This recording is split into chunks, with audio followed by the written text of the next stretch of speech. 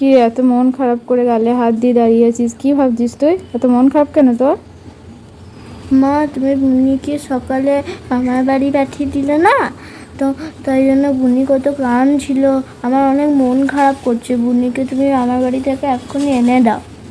রাখি পূর্ণিমাতে বুনি আমাকে রাখি বাঁধবে না, বুনিকে এনে দাও।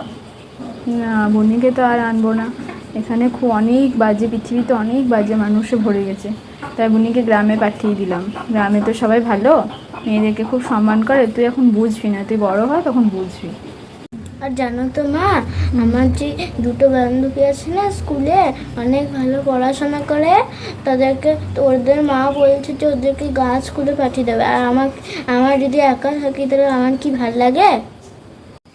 মাদের খুব ভয় তো মেয়েদেরকে নিয়ে, ওই জন্য গার্লস স্কুলে পাঠিয়ে দিচ্ছে। মন খারাপ করিস না, আবার ঠিক দেখবি আবার নতুন ফ্রেন্ড হয়ে যাবে।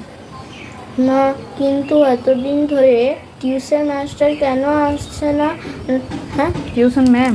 হ্যাঁ, তাহলে ম্যাম কি আর কোনোদিন আসবে না? হ্যাঁ, টিউশন ম্যাম আর আসবে না, কারণ তোর তো সকাল দিকে স্কুল থাকে, আর সন্ধ্যাবেলায় এখন আর মেয়েরা কেউ বেরোচ্ছে না। পৃথিবীটা অনেক খারাপ মানুষে ভর্তি হয়ে গেছে, তো তাই আর কেউ বেরোচ্ছে না। ওই ম্যাম বলেছে যে ম্যামের পরিবর্তে স্যার আসবে পড়াতে।